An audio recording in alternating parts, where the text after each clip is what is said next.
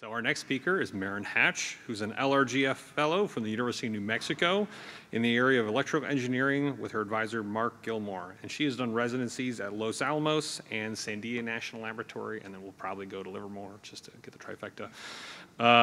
So Maren, go ahead and take it away. Thank you. Can everyone hear me? Hi, I'm Maren Hatch. I'm a grad student at the University of New Mexico, and today I'll be talking to you about non-uniform Joule heating and plasma formation about machine 2D and 3D surface perturbations on aluminum rods. So that's a big mouthful, but we're going to be talking about ETI and what seeds that on aluminum. And I'd like to take a moment to thank my collaborators here, especially my mentor, Thomas Ah at Sandia National Laboratories, and a big shout out to the LRGF program for sponsoring me and making all of this research a success and even possible. I'll be talking mostly about my Sandia residency here during this talk. So I'm going to try to keep things simple today. So today I'll be talking about an introduction to the Z facility, maglev, magnetized liner inertial fusion, and the electrothermal instability. So my graduate research and my residencies have been looking at what seeds ETI. So there are a couple of different things that I've been studying experimentally. Resistive inclusions and voids, and these are those 3D perturbations that I've been studying. Machining grooves, or any sort of 2D perturbation on the conductor surface. And then what happens when you superimpose the two? You have these 2D and 3D perturbations on top of each other. What happens to ETI then? So this is a cutout of the Z machine at Sandia National Laboratories. Z is an extremely powerful resource for investigating critical national security issues and for just studying some really exciting basic fundamental research. So the idea here is that you take an electrical pulse, you compress it in space, you compress it in time, and then you can form the most intense electrical pulse that we can on this planet. All of that energy is funneled into the centimeter-sized target region here, and that's where the physics experiment takes place. So we use these, Z can generate more than 20 million amps of current, and we use that current to generate really intense pressures. Then we use those pressures to accelerate materials to extremely high velocities. And on the tour yesterday, they talked a lot about our aging weapons system. So for our aging weapon systems, in order to really understand and make sure that they're behaving the way that we expect them to, we have to simulate them in the absence of underground testing, right? So for those simulations, those really rely heavily on physics models. And we have no way to really investigate and prove upon those physics models without the facilities like the Z machine. And there are a variety of different applications where we can use the Z machine and relevant facilities to probe a variety of different applications. So we can take the output of bright X-ray sources to study things like weapon survivability and laboratory astrophysics. We can study atomic physics in extreme conditions and plasma physics, things like the magneto-Rayleigh-Taylor instability. We can generate planar drives to study dynamic materials properties, and we can study inertial confinement fusion. So this application is going to be the focus of my talk here. With inertial confinement fusion, we can study thermonuclear burn physics that are relevant to nuclear explosives package and weapons, and so that will be what I'm kind of focusing on today.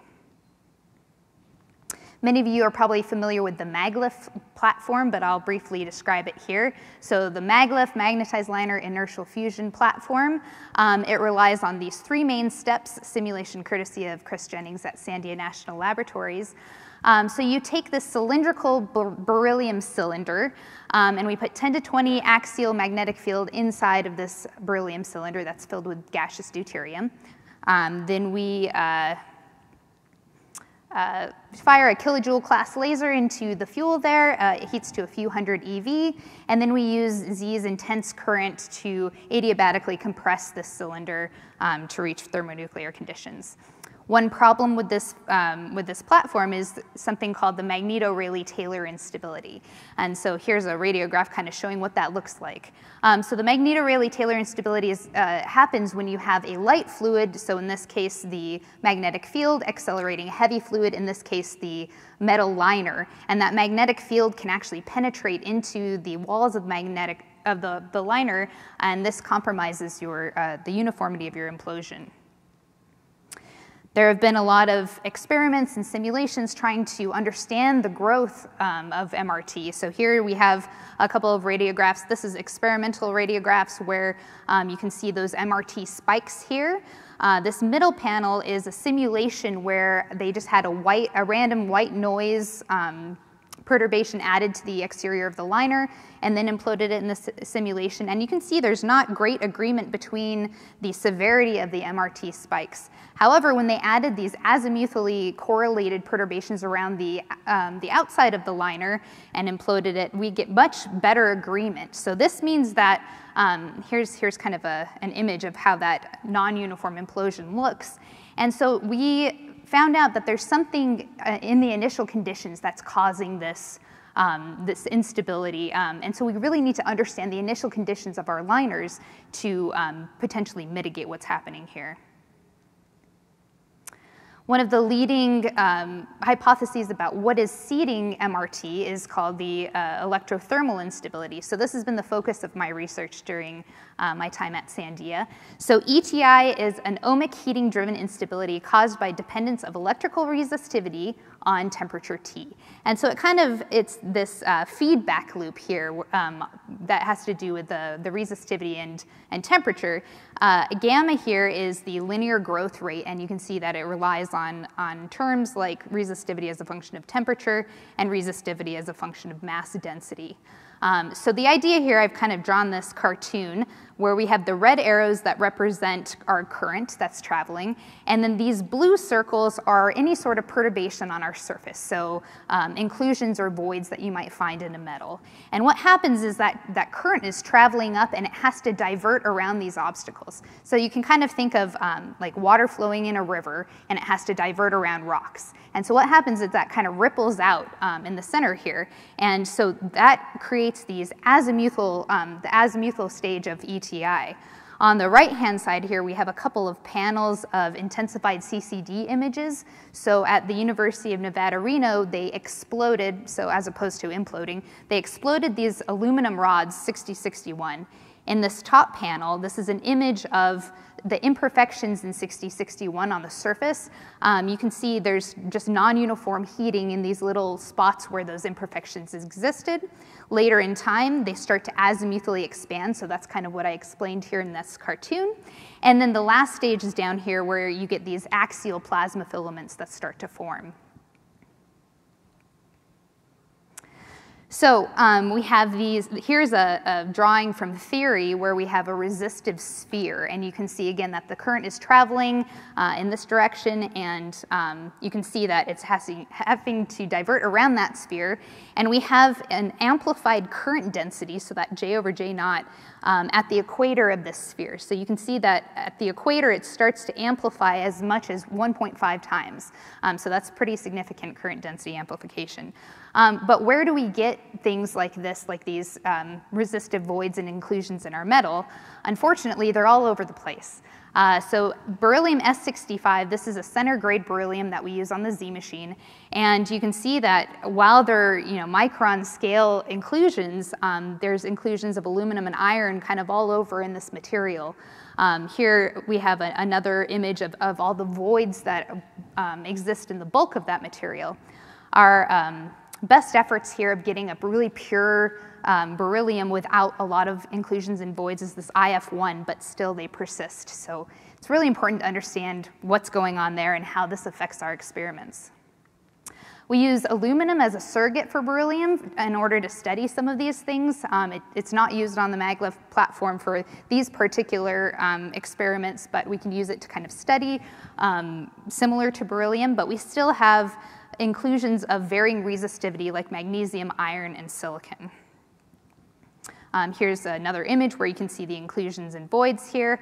Our best efforts for getting a pure aluminum that we can study is this 5N aluminum. So that's 99.999% pure aluminum that we can kind of use as a background to study aluminum without all of these inclusions and voids. So there's a lot of really complex hydrodynamics here that I'm not going to go into detail. If you're interested in more of the details, I urge you to check out Edmund Yu at Sandia Labs, his PRL. The information's down here. But essentially what I want you to take away from this is we have, he's trying to simulate what happens when this current is traveling around these inclusions and voids, right? So he simulated 24 micron rim diameter engineered defects. So these are hemispherical voids in the surface of an aluminum conductor. You can see that current is traveling up and diverting around these voids, and you get this equatorial heating in the middle that when the current is traveling around it.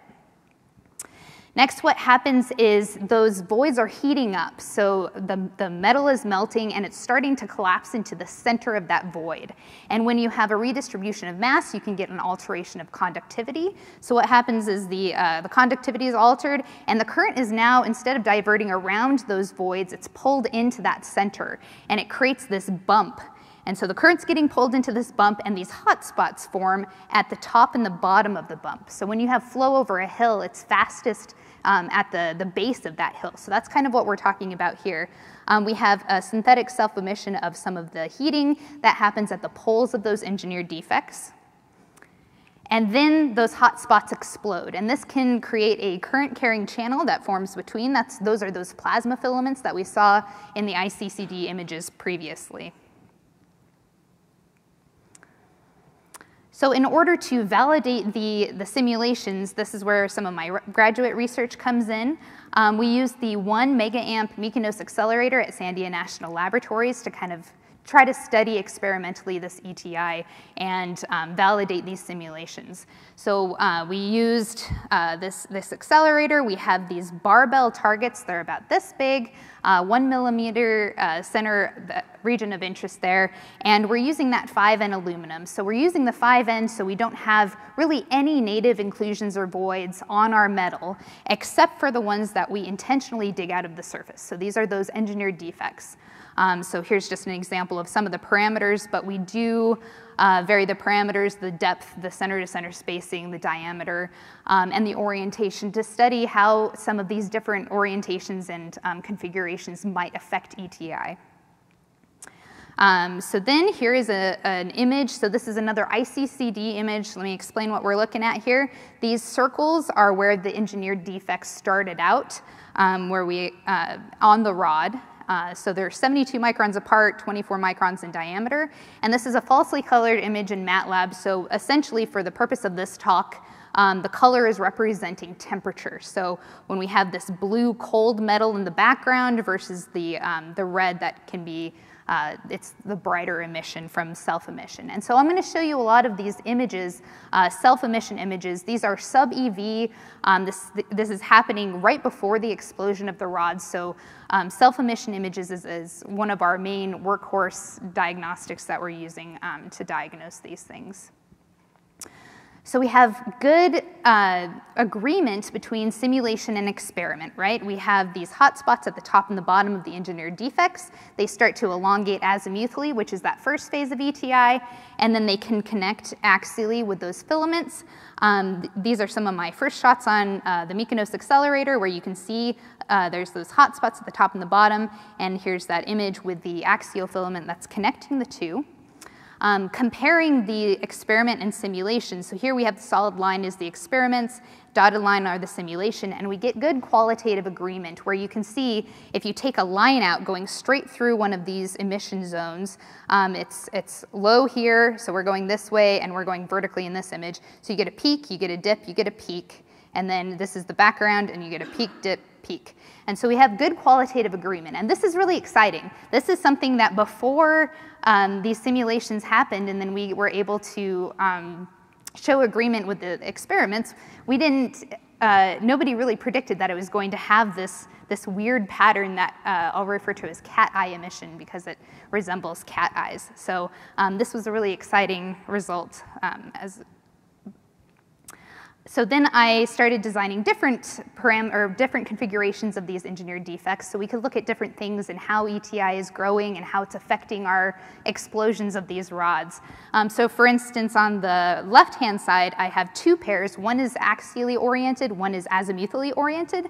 And we see that early in time, these engineered defects are lighting up and kind of evolving independently. But later in the current pulse, when we're taking these images, the orientation of the engineered defects is starting to dictate the global plasma expansion here. So you can see that we have this really beautiful kind of wishbone image where the plasma is getting pulled up and these engineered defects are kind of talking to each other. This is really important when it comes to the real world applications because if you have one void in your metal target or your power flow surface, maybe it doesn't have a huge impact, but once you put another one nearby, these things could start talking to each other, sharing current channels, and it could actually make your ETI much worse. So that's something that we see here. Here's another image actually earlier in the current when there's not another pair nearby, it's just this azimuthally correlated pair, and there's this communication in between the two ED where there's this current channel in between and it starts to some collaborative heating there. We've also seen a break in similarity. So similarity is the hypothesis that these engineered defects are evolving independently of the defect size. So in the left-hand side on the top, we have 12 micron diameter engineered defects, and you do see some of that cat eye emission. You can see the hot spots at the top and the bottom. We see this plasma filament starting to emit from the top. In the bottom left here, we have the 24 micron, and you can see the cat eye heating again here. However, when we go to the 48 micron engineered defects, here I have a pair that kind of compares. These are two axially oriented groups. So in the top, we have 24 micron, which we see down here, but these are axially oriented. These are 48 micron engineered defect diameters. And there is extremely different heating here, right? Instead of getting that cat eye emission, we have this ring of emission around where the defect is. So these defects are right here, and I just kind of blew it up and changed the color bar so you can see. So what is happening is our skin depth is on order with these larger size engineered defects now. So when you have the shallow ones, so these are about 6 microns deep, the skin depth is about on order of about 17 microns for cold aluminum. So when you have the shallow ones, you have a lot of current density that's able to travel underneath. It's able to heat that whole engineered defect, so when things are collapsing and blowing up, you have lots of current flowing under there allowing to heat. However, when you have these larger engineered defects, not as much current is traveling underneath them, right? Because they're deeper and it's on scale of the skin depth. And that skin depth is where the current in a pulse like this is diminishing to 1/E. So you don't have as much current deep in that surface on scale of these engineered defects. So this is a big deal because, I went into this experiment thinking, okay, you have a small one, it's gonna blow up, it's gonna be bad. You have a bigger one, it's gonna blow up, it's gonna be worse. That's not necessarily the case. So this is important because some of these smaller defects, we need to pay more attention to them than we maybe would have otherwise because they can really eat your lunch as opposed to these bigger ones that are, the explosion velocities are much different. We also tried to experiment on what some sort of mitigation effects could be if we used a dielectric epoxy. So here on the left-hand side, there's another pair of those 24 micron engineered defects. Sorry, I should have said this earlier, but these black circles show where the engineered defects were before we blew them up. So here you get that cat eye heating. You can see the start of these plasma filaments that are billowing out to the sides, sourced from those cat eye emissions. And on the right-hand side here, we have an epoxy-coated target. So we have a 35-micron layer of epoxy, and that really tamps down the plasma. So we're not seeing that, that explosion of plasma filaments that's blasting out, and you're able to see the heating at the center of the engineered defects, which is where that current density is traveling under. So I've shown you a variety of different 3D engineered defects, and again, I want to remind you that that current density amplification can be up to 3 halves.